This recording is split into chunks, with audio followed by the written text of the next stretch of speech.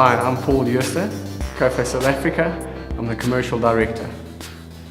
So what we are seeing at the moment is that a lot of South African companies are looking towards East Africa in order to develop their markets and to develop their turnovers. I think the main reason for that is that there's a natural affinity for English-speaking companies to go back to predominantly regions that previously were English-speaking as well. And so Kenya is a very nice market, and what we're finding is that a lot of European companies are either setting up head offices in South Africa or in Kenya, Nairobi. And those are the two hubs that we are finding at the moment. So there's a lot of business that's being developed and a lot of business that's being generated out of that area. Kenya, what also makes it further interesting is that Kenya has got a working agreement similar to our SADC agreement with the rest of the countries that is situated on its borders. And so it is very easy to expand your business out of the Kenyan region. A market that is also starting to look very attractive for us at the moment is Ghana. The Ghana has got a particular situation at the moment where they are finding themselves in a difficult position as a result of their currency and the exchange control that is currently being imposed in that country. So Ghana is a great market, but unfortunately at the moment, and I think for 2015, Ghana will not be an immediate area for expansion into.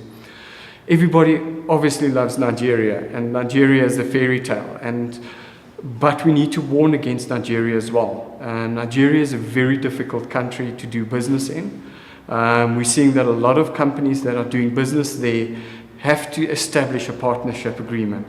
They cannot go in it on their own. And I think that is a lesson that we are learning more and more and more. There's a particular method that needs to be applied for every business to do business in Africa. There's a difference in the cultures, there's a difference in the languages, there's diversity in the people, and we need to understand from our own point of view that it's not around the corner. And so it's much more difficult to do business in those type of countries as well. What we're also finding is that European companies and American companies or North American companies are looking more and more at the African continent. It is truly the last frontier. And based on that, companies are seeing a lot of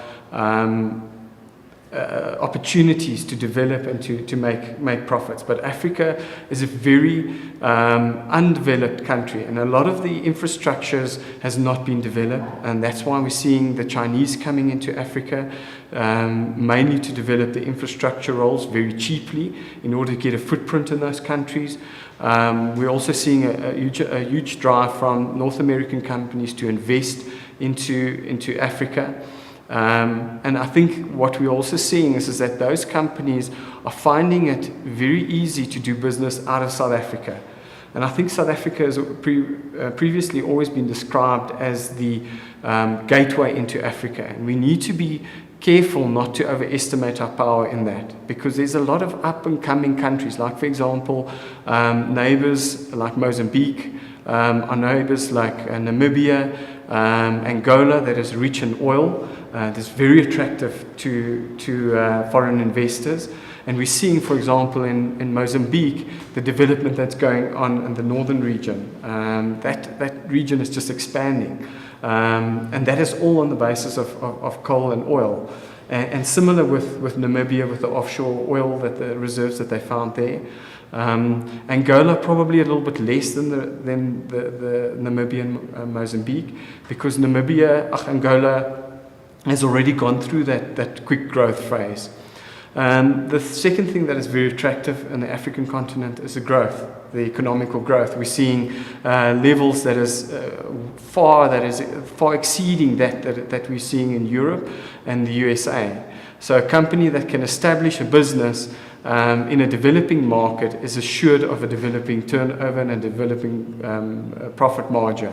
And so that attraction is there as well.